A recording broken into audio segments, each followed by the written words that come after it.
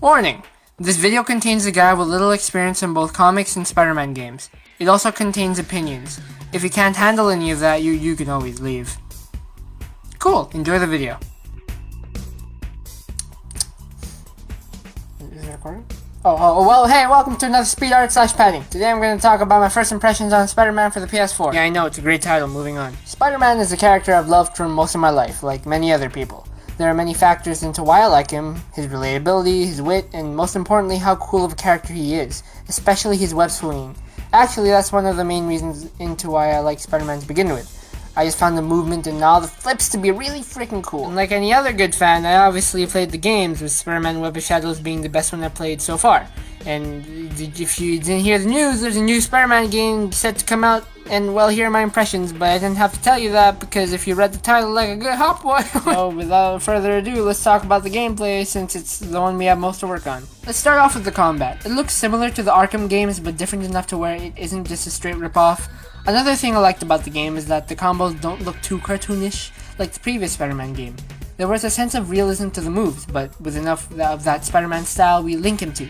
I just hope that the combat ends up being varied enough to where the button mashing isn't something that can be exploited. Now let's talk about the stealth. From the E3 demo, it shares big similarities with the Amazing Spider-Man games, the previous ones made by Beanox, in how they're structured and designed. There were also gadgets added to give the game variety in terms of how you web up the baddies, as they say.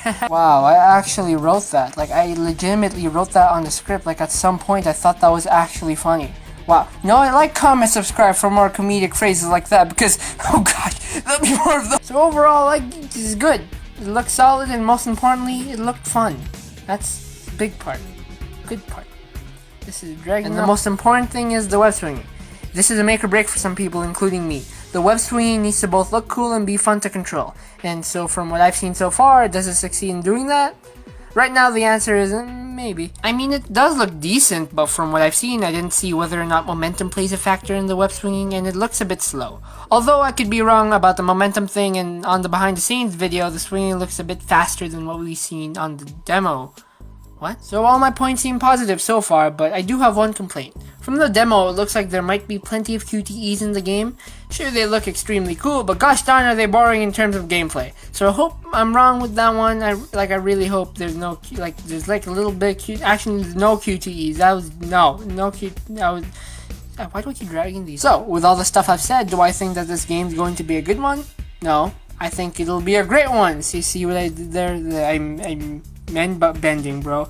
Not because of what I've seen from the trailers and demo, it's because of the dev team. From all the articles and videos I've seen, they're super committed to making this game a great one. They're making it a priority that Peter Parker have a huge part in the game, with quotes like, "Talked a lot about what makes the best Spider-Man stories, and it's when Peter Parker's world and Spider-Man's world collide." They've even gone as far as saying that if they don't include Peter in the journey, the game won't be successful.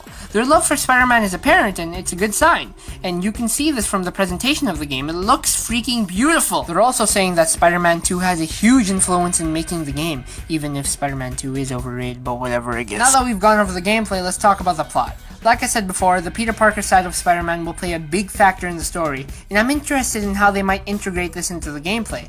I just hope that he doesn't end up like, oh my god. He doesn't even look like the same, they look at, Come on, guys. Yeah, I guess Mr. Negative and Kingpin are cool, but I'm more interested in Miles Morales. He made a small appearance in the demo, and I'm just interested in how they might use him in the game. Does this mean Spider-Man die? He probably doesn't die, but won't that be a twist? They certainly have more balls than Rocksteady, who can't even kill a freaking villain. What the frick? Anyway, plot looks cool, game looks cool. I give a 7 Mark Ruffalo's out of 2. Go by. SpeedArt's over. Video's done. Go away. Go. Stay in school.